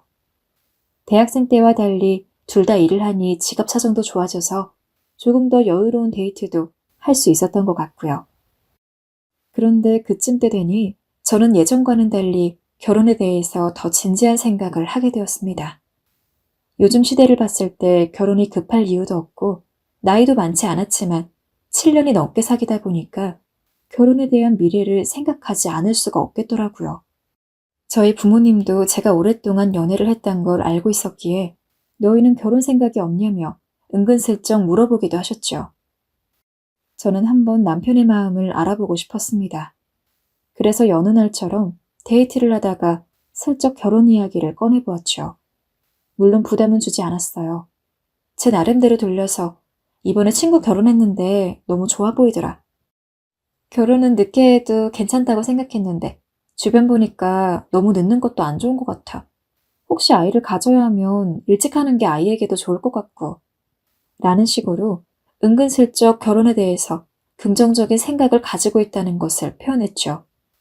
하지만 그렇게 말하면서도 남편이 적극적으로 동조할 건 기대하지 않았어요. 제가 결혼을 원하고 있는 거지 남편이 그렇게까지 간절하다고는 생각 안 했거든요. 그런데 제가 결혼 이야기를 꺼낼 때마다 그러게, 나도 친구 한 명 결혼했는데 벌써 애까지 있는 거 보고 부럽더라. 어차피 할 거라면 너무 늦지 않게 하는 게 좋은 것 같아. 라고 답하면서 결혼에 대한 적극적인 의지를 보여주더라고요. 남편이 그렇게 대꾸하니 저는 이 사람도 나와 마음이 같구나 싶어 자연스레 결혼을 꿈꿨고 결혼에 대한 환상과 기대감에 들뜨기 시작했습니다. 당장은 서로 돈을 모으느라 바빠서 하고 싶어도 여건이 안 되지만 이대로 몇 년 더 사귀면서 돈을 모으면 그럭저럭 작은 집에서 신혼생활을 시작하면서 알콩달콩 살 수 있을 거라 생각이 들었거든요. 특히나 저와 결혼 생각은 없을 줄 알았던 남편이 저와 같은 마음이었다는 사실이 너무나 행복했습니다. 그렇게 또 8년, 9년, 그리고 마지막 10년 차가 되어서야 저희는 비로소 본격적으로 결혼을 준비하게 되었습니다. 연애 10년째 되는 해 제 생일날 남편은 평소 제가 가보고 싶었던 고급스러운 레스토랑에 절 데려가 무릎을 꿇고 평소의 나긋한 목소리로 프로포즈를 했어요. 저와 평생을 함께하고 싶다고요. 우리가 함께한 10년만큼 그 다음 10년도, 그 다음의 10년도 잘 살아나가 보자고요. 오랜 시간 알아온 연인이었지만 프로포즈를 받았을 땐 이 모든 것이 꿈만 같이 느껴졌습니다. 결혼 상대라 믿어 의심치 않았던 사람과 진짜 결혼을 하게 된다니. 지금까지 남편과 함께했던 세월들이 주마등처럼 스쳐 지나가면서 새삼스레 눈물마저 났네요. 행여나 프로포즈 같은 걸 받으면 절대 촌스럽게 울지 않겠다고 약속했는데 말이죠. 10년을 사귀면서 남편은 저를 대하는 행동에 있어서도 변한 게 하나도 없었습니다. 흔히 조금 오래 사귀면 연락도 대화도 소홀해져서 서로에게 섭섭해지거나 사이가 멀어지는 일이 있기 마련이었는데 오히려 시간이 갈수록 더 잘 챙겨준다는 느낌을 받았을지언정 전 그 오랜 시간 남편을 만나면서 한 번도 남편에게 그런 느낌을 받아본 적이 없었어요. 그만큼 남편에 대한 신뢰가 깊었기 때문에 더 결혼 생활이 기대됐던 것 같아요. 프로포즈를 받은 후 드디어 서로의 부모님을 뵈러 갔어요. 저희 부모님은 제가 남편과 사귀면서부터 남편이 어떤 사람인지 이야기를 많이 해놓았기에 그런지 남편을 편안하게 대해주셨고 또 굉장히 반가워하셨어요. 우리 딸이 살림도 잘 못하고 너무 부족할 텐데 그래도 잘 부탁한다고 하면서 너스레를 떨기도 하셨죠. 아니요, 장모님. 제가 더 감사하죠. 귀한 딸 주셔서 감사해요. 앞으로 힘든 일, 어려운 일 있을 수 있겠지만 저희 한번 잘 살아볼게요. 남편은 저희 부모님에게 처음부터 끝까지 일관된 태도로 예의 있게 대했고 부모님도 그런 남편을 흡족해 했어요. 제가 10년을 만난 사람이니 절 믿어주는 마음만큼 남편을 믿어주는 마음이 있으셨던 것 같고 또 평소에도 연애하면서 남편이 부모님 명절 선물이나 생신 선물 같은 것들을 가끔 챙겨드리곤 했기 때문에 인성도 괜찮은 사람이란 걸 알고 있었어요.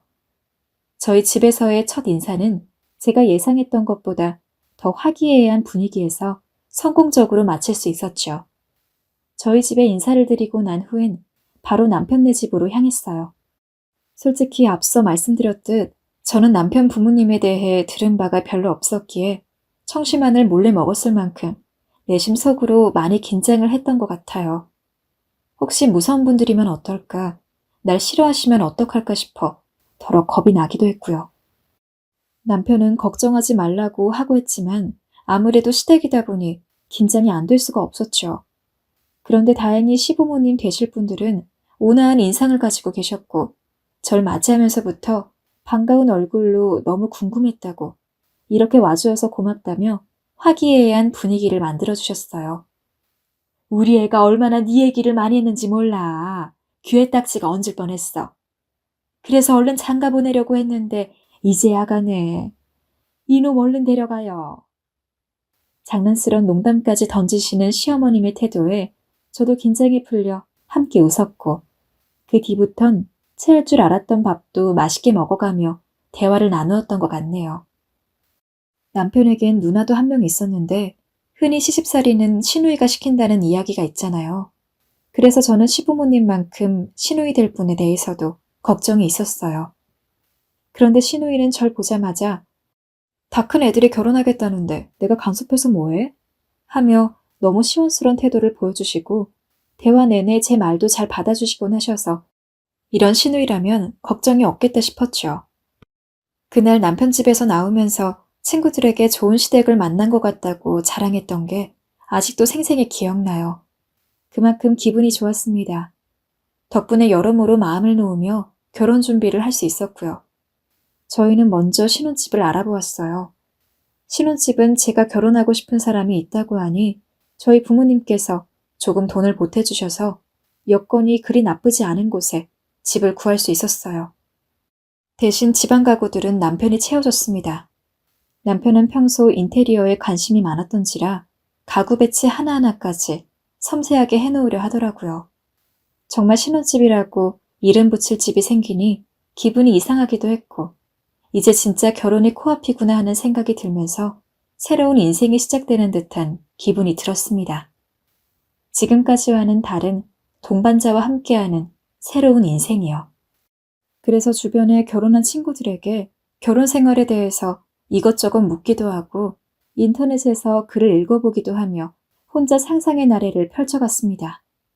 조금 나아간 생각이지만 육아 카페에 들어가 아이를 키우는 삶은 어떤 건지 알아보기도 했죠.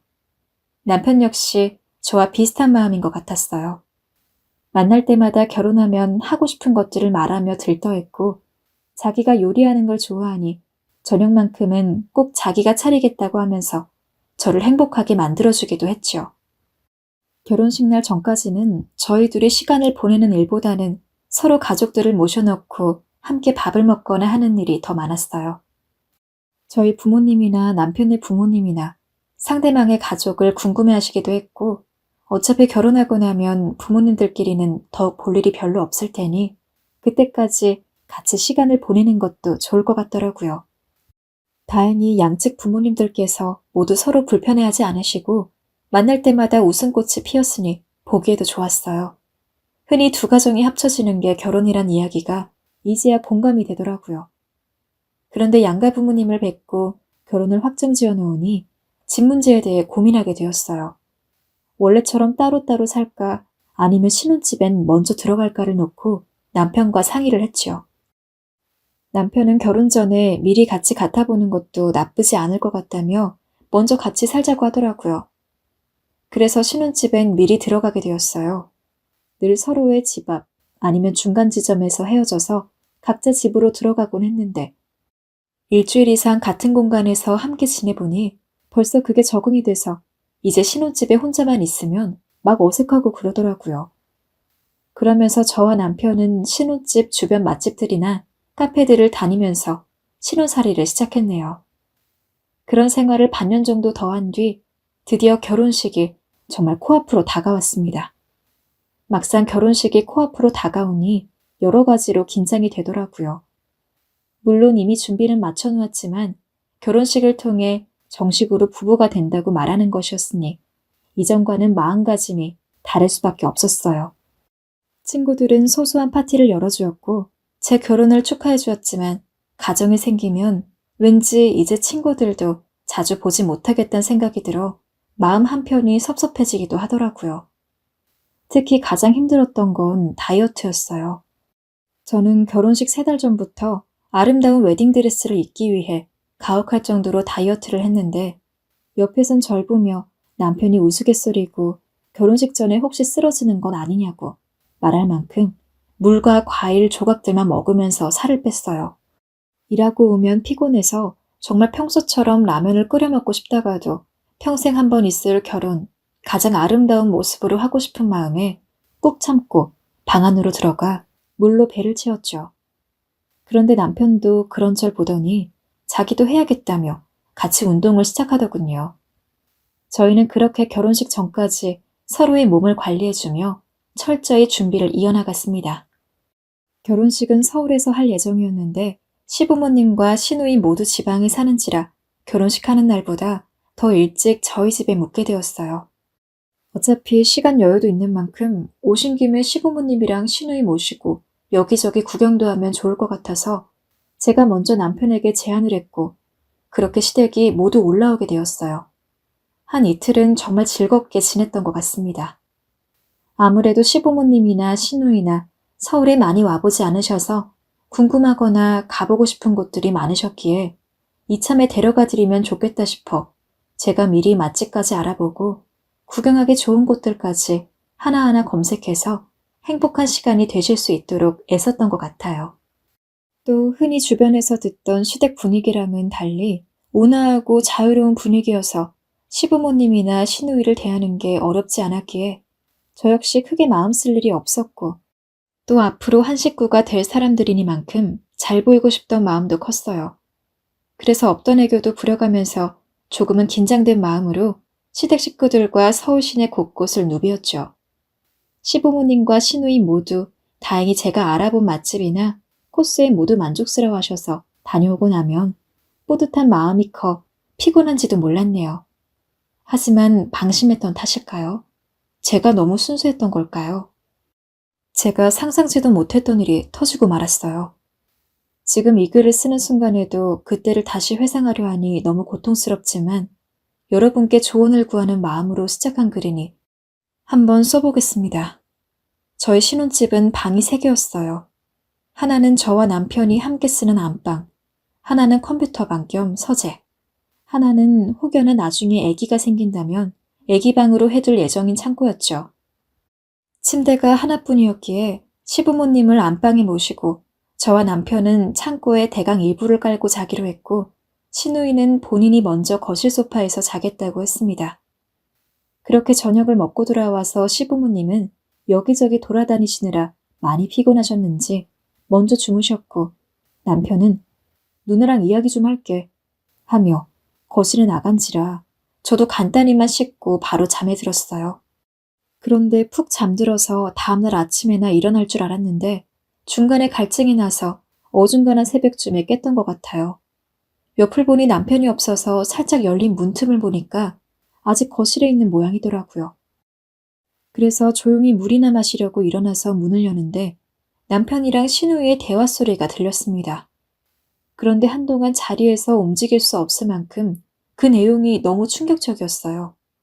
근데 너 올케한테 다 이야기한 거 맞지? 어떤 거? 우리 집 사정 말이야. 아빠가 너 사업망에서 빚 있는 거. 올케 입장에서 시부모가 빚 있다는데 달갑지는 않을 거 아니야. 뭐 아빠 빚이야 올케가 안 갚아도 된다고 쳐도 네 빚은 같이 갚아야 할 거잖아. 아, 사실 누나, 이야기 안 했어. 말해야 한다고 생각했는데 내가 말하면 결혼 안 한다고 할까 봐 못했어. 뭐? 너 어떻게 하려고 그래? 한두 푼도 아니고. 당연히 말해야지. 나중에 알게 되면 정말 큰일 나. 이혼이라고. 아니, 일단 난 혼인신고하고 자연스럽게 말하려고 했지. 그게 말이 되는 소리야? 아, 진짜 너는 내 동생이지만 나쁜 놈이다. 아니, 난 몰라. 네가 알아서 해. 저는 처음에 잘못 들은 줄 알았습니다. 그런데 대화를 듣다 보니 남편에게 정말로 큰 빚이 있더라고요. 그것도 몇백, 몇천이 아닌 억 단위였습니다. 만약에 남편이 결혼 전 연애할 때 미리 이야기를 해주었다면 물론 당연히 사람인지라 고민은 많이 했겠지만 그래도 남편의 평소 인품을 믿고 같이 보내온 세월을 외면하지 못하고 결혼했을 겁니다. 결혼하게 되면 어차피 한 배를 타는 이만큼 같이 갚아나가면 된다고 생각했겠죠. 하지만 일부러 저한테 숨겼다는 걸 알고 나니 그간 남편을 향했던 모든 신뢰가 떨어져 나가더라고요. 잘 봐줘서 연애 기간 동안은 말 안 했을 수도 있다고 생각하지만 적어도 저랑 결혼 이야기를 하기 시작했을 때부터, 아니, 최소한 프로포즈를 했을 때부터는 빚 이야기는 다 했어야 하는 거 아닌가요? 한두 푼도 아니고 억 단위의 빚인데 말이죠. 아무리 제가 결혼을 안 한다고 할까봐 그게 두려웠다고 하더라도 쉽사리 용서가 되지 않았어요. 제가 이 이야기를 듣지 않았으면 결혼식을 치르기 전까지 쭉 숨겼을 남편을 생각하니 배신감이 들기까지 하더라고요. 저는 또 무슨 이야기가 오가는지 가만히 귀를 기울여서 듣곤 조용히 방문을 닫고 다시 침대에 누웠습니다. 마음 같아서는 바로 나가서 따져 묻고 싶었지만 너무 충격을 받아 나갈 기운도 없었고 나름대로 마음 정리라는 것도 하고 싶었습니다. 허나 갑자기 이런 일을 당해서 그런지 저는 그날 밤을 뜬 눈으로 어떤 결정도 내리지 못하고 꼬박 밤을 새우고 말았네요. 다음날 아침 시부모님과 시누이가 자고 있길래 저는 조용히 옆에 누운 남편을 깨웠습니다. 할 이야기가 있다고요. 마지막 예의로 시댁이 제 말을 듣지 못하게 하기 위해 일부러 남편에게 산책할 겸 밖에 나가자고 했고 근처 놀이터 벤치에 앉자마자 당신 빚 있었어? 라고 직구로 말을 던졌습니다. 남편은 제 말을 들은 순간 얼굴이 새하얘졌습니다. 남편의 안색이 변하자 저도 심장이 덜컥 내려앉았습니다. 그 말도 안 될 것 같은 이야기가 결국 사실이란 소리였으니까요. 어떻게 알았어? 어제 거실에서 하는 이야기 들었어. 나 많이 화났으니까 지금이라도 빨리 뭘 숨기고 있는지 당장 제대로 이야기해. 그제야 남편은 한숨을 쉬면서 그간 숨겨왔던 자기 이야기를 꺼냈습니다. 사실 난 당시 사귈 때만 해도 아버지 사업을 도와주고 있었어. 적극적으로 같이 하거나 했던 건 아니고 나도 내 회사를 다니고 있었으니까 아버지를 도와서 보조적으로 도움을 드리고만 있었어. 원래는 아버지와 하는 사업이 어느 정도 안정적이 되고 성공 궤도에 들어가면 당신한테도 사업을 하고 있다고 이야기하고 싶었어. 그런데 그러기도 전에 아버지가 믿고 계시던 친한 친구분한테 사기를 당한 거야. 사업이 쫄딱 망하니까 나도 그땐 너무 정신이 없었어. 아버지와 친구의 사업 때문에 받았던 대출이 전부 빚으로 남았고 금액이 컸기 때문에 아무리 열심히 갚아나가도 빚이 줄어들 수 있을까 싶었고. 그런데 우리 결혼 얘기가 차츰 나오기 시작했어. 그때 사실은 나도 이 모든 걸 말해야겠다고 생각했어. 내가 당신과 헤어져줘야 당신도 얼른 다른 남자를 만날 거고 결혼을 할 수 있을 테니까. 오랜 시간 사귄 만큼 당연히 얘기해주는 게 예의라고 생각했어. 근데 차마 용기가 나지 않았어. 내가 이 얘기를 하면 당신이 무슨 표정일지 무서웠고 우리가 헤어질 거란 상상이 드니까 견딜 수가 없더라고. 그래서 내일 말해야지, 내일은 꼭 말해야지. 하루하루 미루고 미뤄나가다가 결국은 프로포즈까지 하게 된 거야. 미안해 정말. 내가 다 잘못했고 용서받지 못할 짓 한 거 알아. 정말 미안해. 용서해달란 말도 하지 않을게. 정말 미안하다. 지금 내 심정이 어떤지 알아? 정말 벼락이라도 맞은 것 같아. 상황을 이 지경으로 끌고 와놓고선 미안하다 말이면 다야? 대체 무슨 정신으로 프로포즈를 한 건데? 나도 내가 이럴 상황이 안 된다는 건 아닌데 욕심이 컸어. 당신을 놓치고 싶지가 않았고 부족한 돈은 누나랑 엄마가 도와준다고 해서 그냥 괜찮다고 스스로 합리화시켰던 것 같아. 정말 뒤통수 맞는 게 이런 거구나. 내가 당신 같은 상황이었다면 나는 분명 얘기했을 거야. 아무리 무섭고 힘들어도 얘기했을 거라고. 한두 푼도 아니고 그 빚을 어떻게 속여? 이게 밝혀졌을 때 우리 사이가 어떻게 될진 생각 안 해봤어? 날 속여 결혼하면 어떻게든 이 상황이 다 무마될 줄 알았냐고. 미안해. 다 내 잘못이야. 미안해. 반복되는 미안하단 말에 저는 할 말이 없었어요. 조금은 현실감이 안 느껴졌다고 할까요? 이제 며칠 뒤면 하얀 웨딩드레스를 입고 평생 동안 사랑할 수 있을 거라고 확신했던 남자와 결혼을 할 예정이었는데 그날만은 꿈꾸고 있었는데 이 모든 게 수포로 돌아갔다는 사실이 믿기지 않았습니다. 더군다나 제가 웨딩드레스를 입기 위해 다이어트를 하는 걸 보면서 같이 운동을 하던 사람이 그런 엄청난 것을 속이고 있었다니. 절 바보로 만들고 속인 이 사람에게 너무 화가 나 그전까지 한 번도 느껴보지 못한 분노가 들끓더라고요. 저는 급기야 배신감에 남편의 멱살을 잡았고 사람들이 보든 말든 마구 흔들어대며 화를 내었습니다. 어떻게 나를 속일 수 있냐고. 내가 그리 바보 같았냐고. 이제 우리 어떡하냐고. 난 당신 때문에 모든 게 다 망가져버렸다고. 남편은 제 손길을 묵묵히 받으며 그저 고개만 푹 떨구었습니다. 그놈의 미안하단 말을 또 하면서요. 더 듣기도 싫었죠. 그런데 남편이 제게 그러더군요. 당신도 정말 내 상황이라면 쉽게 말할 수 없었을 거야. 우리 10년을 다 포기해야 하는데. 어떻게 비디딴 말을 할 수 있었겠어. 당신이 결혼 안 한다고 할 게 뻔한데. 지금 그걸 변명이라고 하는 거야? 당신이 지금 나한테 그런 말할 처지야? 당신이 나한테 솔직하게 말했으면 난 고민했어도 당신과 결혼했을 거야. 했을 거라고. 미안해. 근데 정말 나는 용기가 없었어. 남편의 중얼거림은 애처로울 정도로 작았습니다. 이윽고 격한 시간이 끝나자 저희는 한참 동안 아무 말도 하지 않았습니다. 남편은 남편대로 저의 반응을 기다리고 있었고 저도 저대로 이 모든 이야기를 다시금 정리할 필요가 있었죠. 그리고 앞으로 어떻게 해야 할지라도 고민해야 했고요. 정말 1초가 1시간과도 같았습니다. 하지만 아무리 생각해도 냉정하게 봤을 때 이미 믿음이 깨진 사람과 결혼을 지속할 수는 없더라고요. 만약에 남편이 숨긴 게 다른 거였다면 나름대로 납득을 하든 아니면 사랑하는 마음이 더 커서 제 마음속 안에 덮든 무언가 다른 결론이 났을 수도 있을 것 같아요.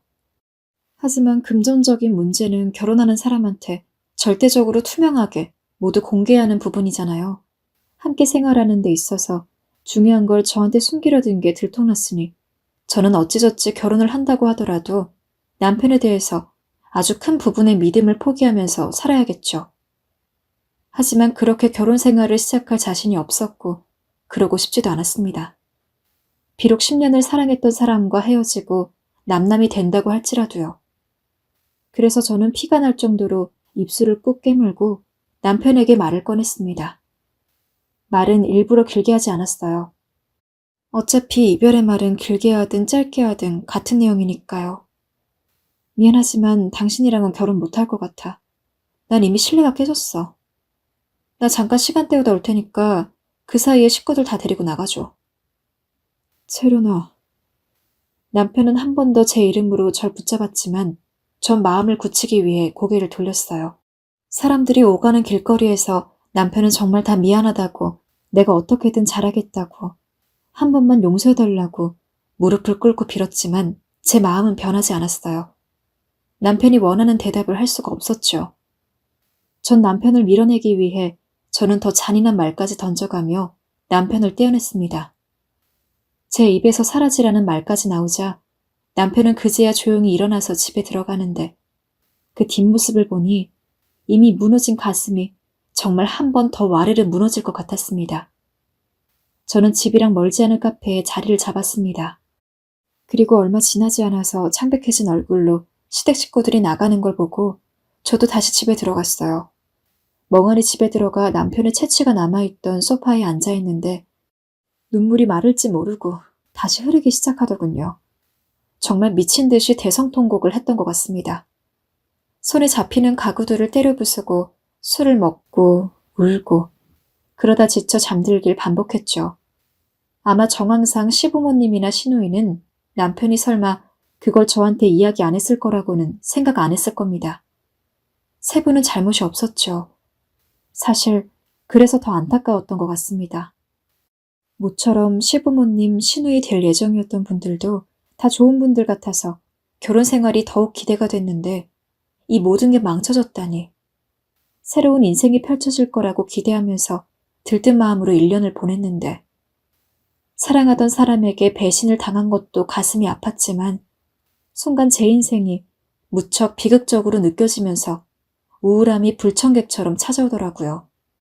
또 한편으로 부모님께는 어떻게 말해야 할지, 이미 청첩장을 돌린 하객들에게도 뭐라고 해야 할지 정말 눈앞이 까마득했습니다. 결혼 전 파토난 신부, 이런 꼬리표가 제 인생에 붙을 거라 생각하니 그것마저 참 수치스러웠죠. 그래도 어쩌겠어요. 일이 벌어진 이상 해야만 했죠. 전 정신을 차리기 위해 찬물에 샤워를 했고 그리고 난 다음 비틀거리며 부모님 집부터 찾아갔습니다. 부모님은 술에 취해 있는 절 보고 놀라 무슨 일이냐 물으셨죠. 저는 그 자리에서 비교적 담담한 목소리로 사실대로 모든 걸 털어놓았고 부모님은 그 얘기를 듣자마자 절 붙잡고 길길이 날뛰며 화를 내셨습니다. 특히 아빠는 당장 그놈을 잡아오라고 내 앞에 끌고 오라고 말하며 화를 내셨고 남편에게 가겠다는 걸 겨우 말렸죠. 제 친구들 역시 제 결혼이 파토난다는 소식을 듣고선 어쩌면 좋냐고 저보다 더 많이 저를 걱정해주고 위로해 주었습니다. 그리고 괜찮다고 그런 놈 결혼 전에 진즉에 떼어내서 오히려 다행이라고 남편을 욕하며 오랜 시간 제 옆에 있어 주었죠. 모든 게 수면 위로 떠오르니 창피하기도 했지만 그래도 막상 주변 사람들의 온기 어린 말을 들으니 생각만큼 두려운 상황은 아니었구나 싶어 마음이 조금씩 안정되더라고요. 지금은 결혼이 파토난 지 한 달 정도 됐어요. 그런데 오늘 제가 여기에 사연을 보낸 이유기도 하지만 미련하게도 시간이 지날수록 남편에 대한 그리움이 들끓고 있어요. 아무래도 10년을 친구처럼, 연인처럼, 평생 함께할 사람처럼 지냈다 보니 그 빈자리가 너무 크게 와닿습니다. 이런 제가 너무 바보 같고 심지어는 멍청하다는 생각까지 드는데 마음을 주체할 수가 없어요. 직장이 끝나고 돌아오는 길에도 남편과 거닐었던 거리만 보면 남편이 생각나고 마음을 비우기 위해 커피 한 잔을 마셔도 커피 위에 남편의 얼굴이 둥둥 떠다닐 지경이에요. 남편이 해주었던 다정한 위로들, 소소하지만 따뜻했던 이벤트, 생일날 주고받은 진심 어린 편지, 우리의 1년 기념 여행, 5년 기념 여행, 이 모든 것들이 자꾸 절 괴롭히네요. 친구들은 제가 그저 과도기에 있는 거라고, 시간이 지나면 없어질 감정이라고 하지만 저는 잘 모르겠어요. 제가 그 사람을 진정 떠나보낼 수 있을지, 과연 그 사람 없이 살 수 있을지 확신이 들지 않아요. 남편과 헤어진 초반에는 속았다는 분노가 너무 커 그리움 같은 걸 느낄 여유가 없었는데 시간이 지나면서 분노의 불씨가 사그라들다 보니 남은 자녀 감정들이 남편에 대한 그리움으로 표출이 되나 봐요. 남편에게서는 지금도 꾸준히 연락이 오고 있어요. 미안하다, 용서해달라, 같은 말의 반복이죠. 저는 그런 남편의 연락에 한 번도 답장하지 않고 있어요. 남편과 다시 만날 생각은 없습니다. 아직까지는요. 그런데 이렇게 계속 그리움이 이어지다가 혹시 남편이랑 재결합이라도 하고 싶어지면 충동적으로 그래버리면 어떡하나 걱정이 됩니다. 만약 그런 일이 생기면 정말 제 마음 가는 대로 행동해도 될지에 대한 고민도 크고요. 현실적으로 억 단위의 빚을 갚아나가야 하니까요. 저희 부모님 생각도 안 할 수 없어요. 분명 난리가 날 텐데 어떻게 부모님을 설득해야 할지 막막하기도 하고요. 솔직히 말씀드리자면 남편과 만났던 긴 시간들과 추억들이 제 마음을 너무나 많이 흔들어 놓는 것 같습니다. 저한테 정신 차리라면서 쓴소리를 해주셔도 좋고 무슨 말이든 다 괜찮으니 제가 어떻게 마음가짐을 다지면 좋을지에 많은 의견을 주셨으면 좋겠습니다. 긴 이야기 들어주셔서 감사드리고 많은 댓글 부탁드려요.